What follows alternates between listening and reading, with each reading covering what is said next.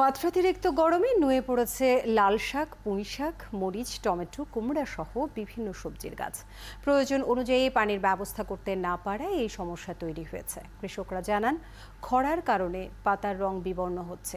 দু একদিনের মধ্যে বৃষ্টির দেখা না মিললে বড় ধরনের লোকসানের আশঙ্কা তাদের। সভার প্রতিনিধি আশরাফ সেজালকে সাথে নিয়ে বিস্তারিত জানাচ্ছেন রিয়াদ সেজান।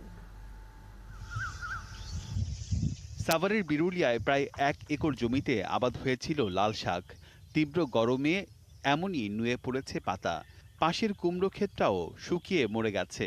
পানির অভাবে বিবর্ণ টমেটো, মরিচ ও পুঁই শাকের ক্ষেত। তীব্র গরমে প্রয়োজন মতো পানির সরবরাহ করতে পারছেন না কৃষক। প্রচন্ড রোদের কারণে দেখেন না আমাদের ক্ষেতগুলোর কি অবস্থা, ফসল যে কেমন নষ্ট হয়ে যেতেছে। এই কলা বাগানে আমরা এখন বিশাল মাইর খাইছি, কিন্তু এখনো যেমন ওই আল্লাহ পাক বৃষ্টি দেয় না, যে রোদের তাপে আমরা খুব ক্ষতিগ্রস্ত হইতে আছি। এমনিতেই নদী নালা শুকিয়ে তার মধ্যে সেচের জন্য পাওয়া যাচ্ছে না যথেষ্ট পরিমাণে বিদ্যুৎ সরবরাহ। ফলে বৃষ্টির আশায় কৃষকরা।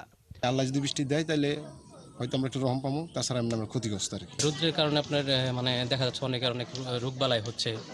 এখন বৃষ্টিটা হওয়া খুবই জরুরি আর কি। বিশ্লেষকরা বলছেন, গরম থেকে ফসলের মাঠ বাঁচাতে শেড ব্যবহার করলে ভালো ফলাফল পাওয়া যাবে। গাছের গোড়ায় শুকনো খড় বা পাতা দিয়ে মাঝে মধ্যে স্প্রের মাধ্যমে পানি দেওয়ার পরামর্শও দিচ্ছেন তারা।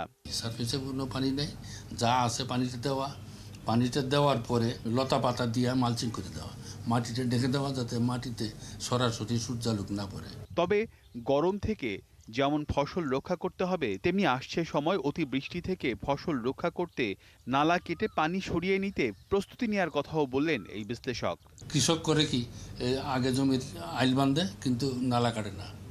নালা যদি এখনই না কাটে জমিতে, পানি আটকে কিন্তু পেঁয়াজ মরিচ এগুলি আরও মারা যাবে। জলবায়ু পরিবর্তন কোনো আকস্মিক ঘটনা নয় উল্লেখ করে দ্রুত খাপ খাইয়ে নেওয়ার পরামর্শ দেন এই বিশ্লেষক। ওটা কি হবে সেটা হবে, আমরা শুধু ওর সঙ্গে মানিয়ে চলার চেষ্টা করছি, এবং মানিয়ে চলার চেষ্টা করছি বলেই আমার বিজ্ঞানীরা নতুন জাতের ফসল উদ্ভাবন করেছে। তিনি বলেন, যুগে যুগে আবহাওয়া পরিবর্তন হয়েছে, সেই সাথে পরিবর্তন হয়েছে কৃষির ধরন। ফলে নিত্য নতুন গবেষণার মাধ্যমেই এগোতে হবে, দিতে হবে কৃষকদের ন্যায্য পাওনা। রিয়াজ সেজান, ৭১, ঢাকা।